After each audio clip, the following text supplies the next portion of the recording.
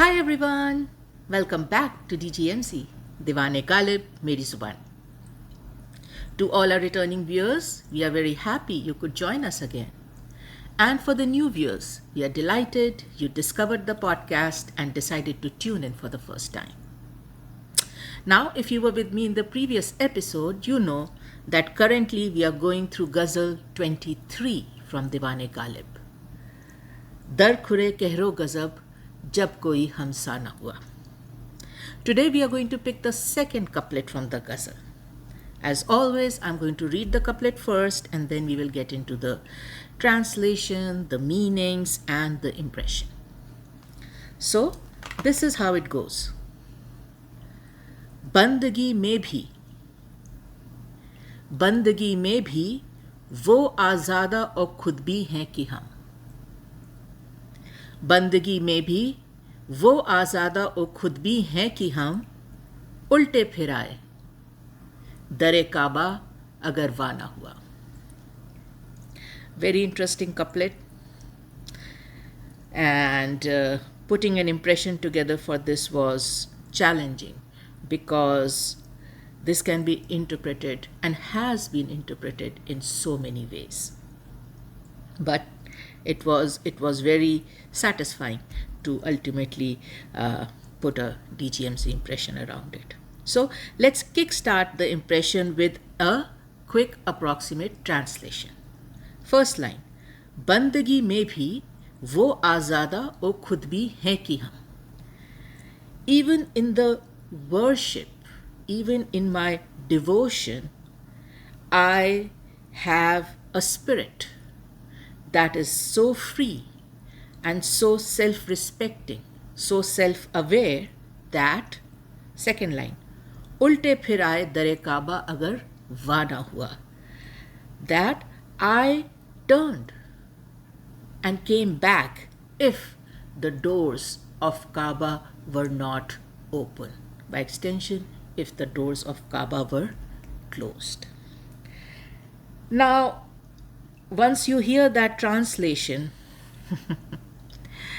the first thought, the first impression that hits you is that of arrogance and pride, that of vanity, that I turned back from the house of God, from the doors of the house of God. Keep that thought in mind and let's see whether post-impression that thought changes. So, let's pick up the first line and the keywords in it. बंदगी में भी वो आज़ादा और खुद भी हैं कि हम. So, bandagi means usually worship. But if you tone down the intensity, it can mean praise, complimenting someone, salutation to someone, and if you tone up the intensity, it can go to the level of slavery. But on a normal day, bandagi is used for worship. Moving on to Aazaada. So Aazaada comes from the word Azad. What it means is somebody who is liberated, somebody who is free from something, somebody who is intact, pure, right? And many times Aazaada is also used as a prefix when you want to say free from something, right? So Aazaada को explore करने के लिए वासी शाह का ये शेर देखें. ख्वाब और खुशबू दोनों ही आज़ादा रूहें, ख्वाब और खुशबू दोनों ही आज़ादा रूहें, दोनों कैद नहीं हो सकते. The approximate translation is dreams and fragrance are both free-spirited. It is impossible to capture either. Haider Ali आतिश का ये शेर. जो देखते तेरी जंजीर जुल्फ का आलम, जो देखते तेरी जंजीर जुल्फ का आलम, आसिर होने की आज़ाद आरज़ू करते.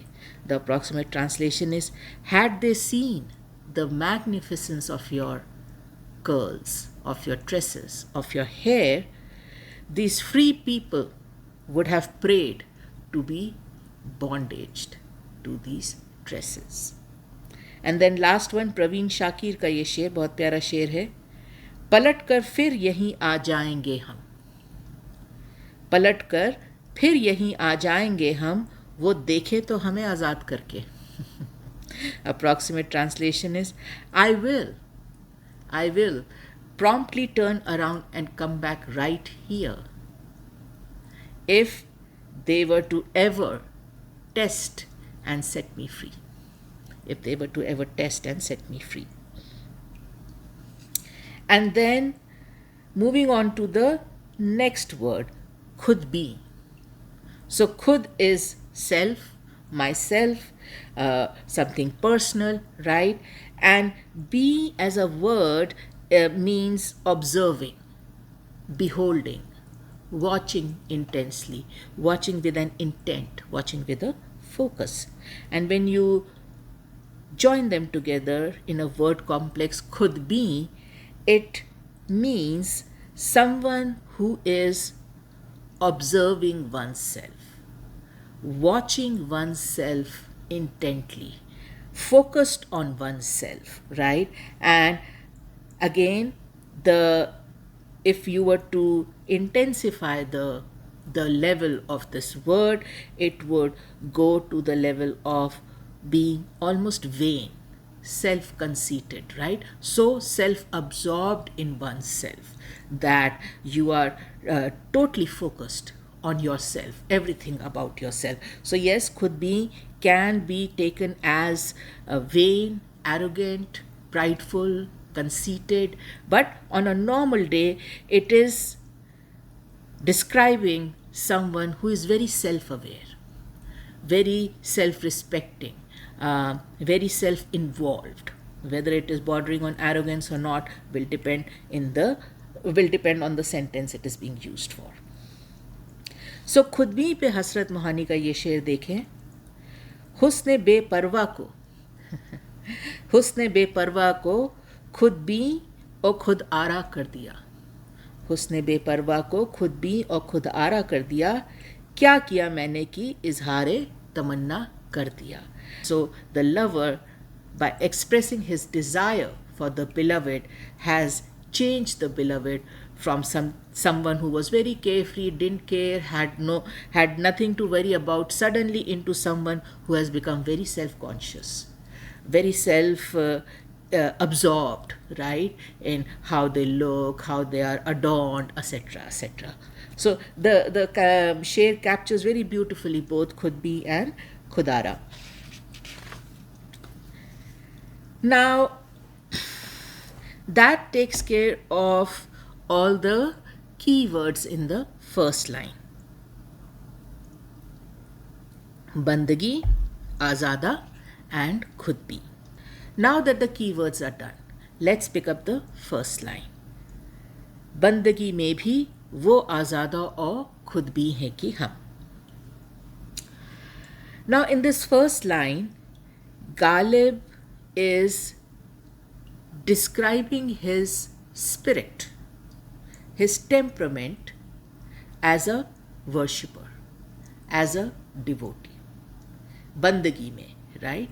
Now, like I said, there are some impressions that I came across where Bandagi has been taken as slavery for this couplet. But in DGMZ's humble opinion, this is about worshipping. This is about devotion. So, Ghalib is describing his approach, his temperament, his mindset as far as worshipping God goes. And we know this is not worshipping the beloved because Kaaba is mentioned in the couplet. This is about God. Now, usually in the presence of God, the feeling is very different. You go to such places with many emotions, right? Ranging from anxiety and guilt and apprehension, anticipation, and last but not the least, immense respect and reverence, sometimes bordering on fear, right? When you are in such places, the emotional mindset is very tense, very charged, very intense. So, this is the usual mindset you would expect from a devotee when they are standing in such a holy place, a place of pilgrimage. But contrast it with the temperament Ghalib is talking about, right?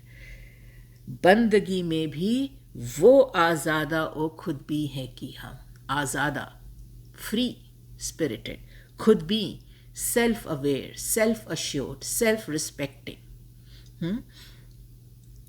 Now, Ghalib leaves no room for confusion, right? He very clearly articulates, I, in my worship and devotion, at the holiest of the holy places, Kaaba, go with a temperament and a nature which is free spirited, which is self assured, self respecting.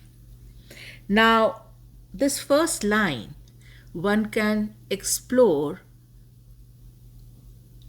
through two hypothetical questions. Number one, why is Ghalib in this mindset in presence of God at Kaaba? Number two, why not? Why shouldn't Ghalib have this mindset at Kaaba in the presence of God? The response to both these hypothetical questions seem to lie in this unique dynamic, this unique relationship Ghalib is defining between himself and God in this couplet. The first line is emphasizing a free will Ghalib demonstrates both in his coming towards God and his turning away from God's house. No rules, no regulations, religious or otherwise, can dictate the coming, the staying, and the leaving of Ghalib from the house of God. Ghalib comes, stays, and leaves as he deems fit, as he deems appropriate. And hence, in doing so, he is displaying an independence of thought and action. Now, one could speculate, right? Is this actually independence? Or is this arrogance, vanity, conceit, pride, impatience? After all, you are standing in front of the door of house of God. Can't you wait? Can't you knock? Can't you try to open it? Do some effort? Why would you just see it closed and turn around? So one can speculate, right? That question is a natural question to ask. Well, in DGMZ's humble opinion, if done in excess, this independence of thought and action can, of course, border on pride and arrogance. But if done right, it is indeed independence of thought and action. आप आलमा इकबाल का ये शेर देखें, खुद ही को कर बुलंद इतना कि हर तकदीर से पहले खुदा बंदे से खुद पूछे बता तेरी रजा क्या है. Now, one can say this is arrogance, this is pride, खुद ही को कर बुलंद इतना, but the fact of the matter is that no, it is about being so self-assured, so self-respecting, so conscious of the quality of spirit you are embodying that it makes God not order but ask you, what do you want? Right? Because God deems you fit for a boon, for a wish that he would grant you. So, like I said, in DGMZ's humble opinion, the Aazaada and Khud-Biin, if done right, are indeed independence of thought and action, but if done wrong, or if done in a lopsided way. If taken to an extreme, they can, yes, potentially convert into arrogance and pride and vanity. So that takes care of the first line, Bandagi mein bhi wo Aazaada o Khud-Biin Hain ki hum. Now let's move to the second line.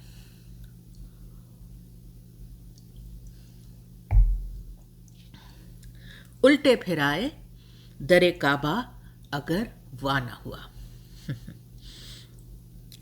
Now, this does not have a lot of complicated keywords. Ulte, Ulte means turn around. Dar-e-Kaaba, door of Kaaba, and Va is open.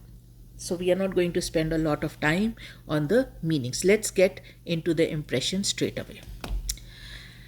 Now, to enjoy and understand the second line, and in fact the entire couplet, we will have to set up a background context for Dar-e-Kaaba. So bear with me as I go through some relevant information with reference to Dar-e-Kaaba, and then we'll come back to the second line. Kaaba is situated in the center of the holy mosque in Mecca and is viewed as the most sacred place in Islam, attracting millions of pilgrims every year to perform Hajj and Umrah. One of Kaaba's outstanding features is its blessed door, its holy entrance, also called Bab-e-Tawbah, door of repentance, or Bab-e-Rahmah, door of mercy. It is believed that first time this door was installed at Kaaba, it was by King Tuba, and ever since the door has undergone more than one redesigns. Today, this door displays the finest Islamic artistry and craftsmanship. This door is pure gold and last built in 1979, weighs about 300 kilograms and has a height of 3.1 meters. Kaaba's holy door is embellished with complicated verses of the Quran, each selected for its powerful spiritual significance. A richly decorated curtain covers the door of the Kaaba and is part of the Kiswa, which is the overall covering of Baytullah. It is changed each year in a draping ceremony on the 9th day of the month of Dhul-Hijjah. The Bani Shaiba tribe are responsible for the Kaaba's Sunnah, which includes opening and closing the Kaaba, cleaning and washing the Kaaba, and caring for the Kaaba's Kiswa or cladding. Now, Kaaba's door of blessedness is greater than just an architectural marvel. It is steeped in spiritual purity and fidelity. This door acts as a physical entrance and a metaphorical passage to spiritual elevation. It occupies significant psychological space in the minds of believers, mirroring their relation with Allah, as well as the enduring customs of the religion itself. Immense spiritual blessings and devotion are believed to be invoked by touching the door. Many pilgrims adapt it as a means of reaching Allah by asking for forgiveness and blessings and purifying themselves in the act. The door stands out as a lasting reminder of Allah's presence and the eternal holiness of Kaaba itself. Situated at the center of Islamic devotion, the door of Kaaba acts as a timeless link between past and present, spirit and matter, reminding Muslims all over the world about their sacred relationship with Allah. And this door acts as a lighthouse in matters of faith to Muslims globally. Lastly, to be noted, the Kaaba's door is opened only for authorized Muslims and as well for special guests invited by the Saudi Arabian Crown Prince. Authorized Muslims are Muslims authorized by the Al-Shaibi family who have held the keys to the Kaaba for 15 centuries. Special guests include Saudi Arabian Crown Prince, invited special guests that will be allowed to enter the Kaaba. Non-Muslims are not allowed to enter the holy city of Mecca where the Kaaba is located. So that brief background was very necessary to grasp the meaning of this second line. So clearly the door has immense significance. Immense significance. It is almost, the way it comes across to us, almost a veil which has the devotee on one side and Allah on the other side. And touching the veil itself transcends the devotee into the spiritual realm where they connect with Allah and plead for forgiveness and His blessings. Also, one thing to be noted is that this door is not open.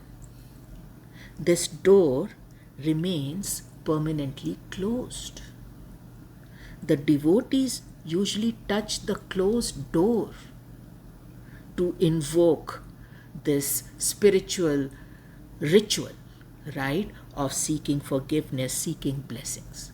The door actually only opens on very few selected occasions for very few selected people.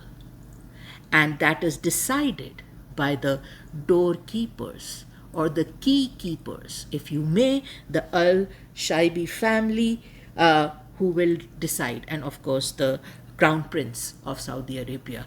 Only these people can give the permission to some selected dignitaries to enter the door of Kaaba. So just those few things have to be kept in mind as we proceed to our second line.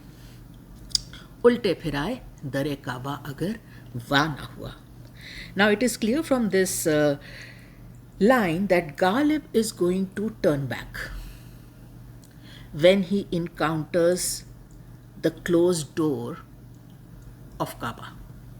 And there is no confusion about that. Again, very explicitly stated by Ghalib that if the door of Kaaba is closed, I'm going to turn around. So, like I said, this fact is very clear. Then what is the speculation all about? What is the confusion all about? Well, the speculation, the debate, the confusion, the multiple interpretations that float around for this couplet are for the question why. Why will Ghalib turn around? Everybody knows he's going to turn around, but why? Now, is it because Ghalib is too proud and expects all doors, including the door to house of God, be ajar, be open for him all the time?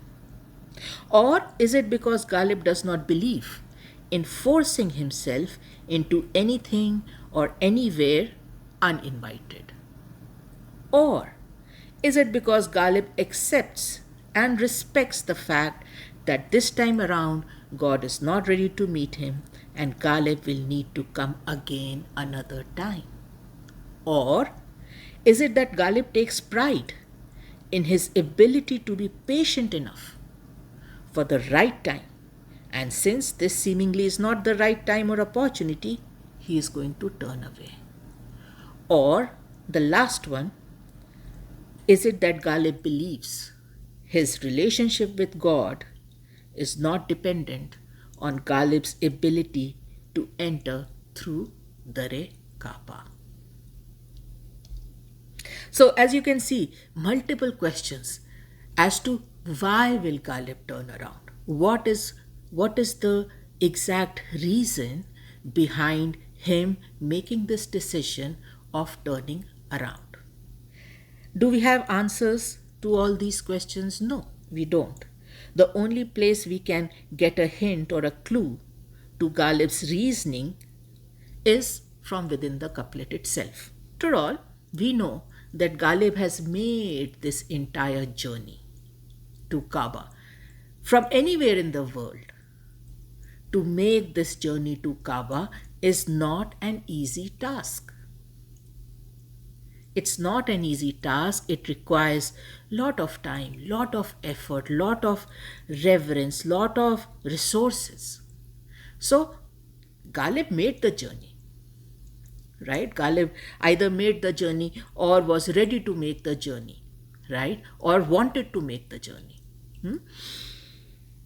But if the door is closed, he is going to turn away. So, from our background context, it is very clear that the door of Kaaba remains closed. It is not a door that stays open. And the door of Kaaba opens with special permission for special people on special occasions. And this permission is dictated by the Al-Shaibi family, which is the keeper of Kaaba, the door, the keys, everything, right? And usually, if the devotees are having any interaction with Dar-e-Kaaba, it is with the closed Dar-e-Kaaba.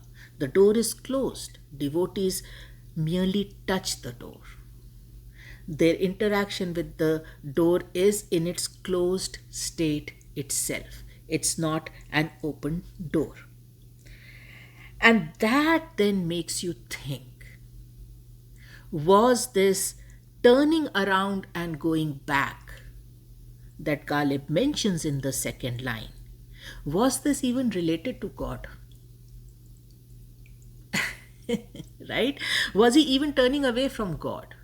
Or was it something else? So we know, like I said, Ghalib, in his devotion, in his worship, in his desire to go and visit the house of God, is going to go to Kaaba. So his Bandagi has brought him all the way to the door of Kaaba.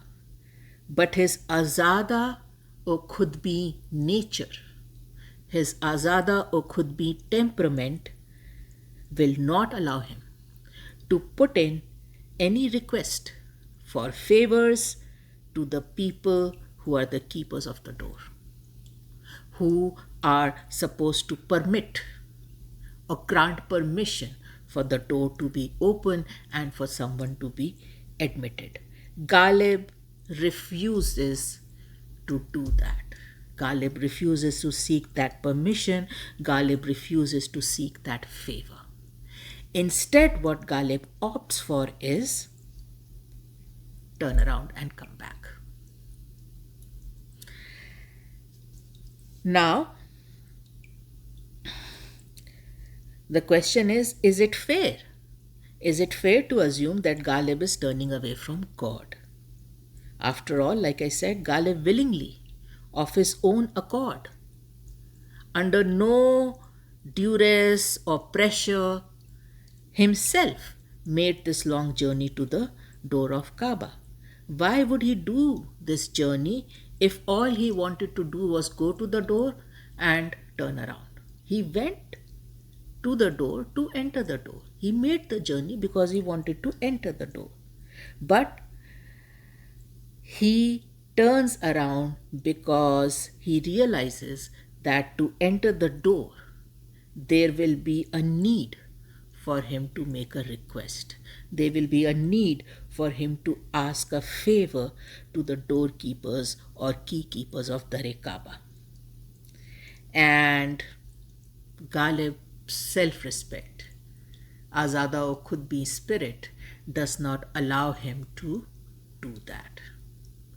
Does not allow him to do that. So, as a devotee, as a banda, doing bandagi to his God, Ghalib will go to his house. But Ghalib refuses to ask another human being, another person, for any kind of permission to enter the house of God. He will go till their door and then he will turn around and come back. Now, to do that also, right? To do that also, there has to be a certain kind of confidence in yourself that my relationship with God is not dependent on my ability to enter through Dar-e-Kaaba. My God knows I came to him. And the only reason I'm turning around is because entering this door will require me to seek a favor. So, in DGMZ's impression, we do want to include this understanding that the fact that Ghalib turns away, number one, is not because he's turning away from God, but because he's turning away from the need of seeking a favor, making a request to another human being to enter the house of God. And number two, he is very confident, very self-assured in himself that just because he is not able to enter through the door doesn't mean that his relationship with God, his access to God is hindered in any way. Ghalib का ही आपने ये शेर सुना होगा, बहुत मशहूर है, ना था कुछ तो खुदा था, ना था कुछ तो खुदा था, कुछ ना होता तो खुदा होता, डुबोया मुझको होने ने, ना होता मैं तो क्या होता. The omnipresence of God was very clear for Ghalib. The power and presence of God all around was very clear to Ghalib. So he clearly did not believe that if he could not enter this door, this would stop his access to God, because God is all around. Right Akbar Allahabadi का ये शेर, हर ज़र्रा चमकता है अनवारे इलाही से, हर सांस ये कहती है हम हैं तो खुदा भी है. So basically if we are there, he is there. And it seems that underlying Ghalib's decision to turn around is probably this confidence that, okay, fine, even if I don't get to enter through the door of Kaaba, I still have access to God. He's everywhere. His relationship with me, my relationship with him is not dependent on my ability to enter the door. But my self-respect, my free spirit just does not allow me to seek a favor from another human being to meet my God, to enter my God's house. So that I will not be able to do. My worship, my bandagi has brought me so far, but my Aazaada or Khud-Biin temperament does not allow me to go any further, because going any further will require me requesting a favor from another human being. So that takes care of बंदगी में भी वो आज़ादा और खुद-बीन हैं कि हम उल्टे फिराए, दर-ए-काबा अगर वाना हुआ. Let us know what you thought of the impression, and like I said at the beginning of the episode, post this impression. Do you still feel that this couplet is about Ghalib's vanity and arrogance, and his vanity and arrogance leading to him turning away from God and walking back? Or did you change your stance on that? We will be very keen to hear it. Now, as always, for the new viewers, I will highly recommend going through the episode Introduction to DGMC, because it will give you a good insight into the motivation and inspiration behind the podcast. Please visit the homepage of the channel. It has multiple playlists segregated by topics. Surf through them and pick the episode that interests you. Now, I'm going to end this episode. I'm sending a lot of love and light to all you dear viewers, and thanks for watching.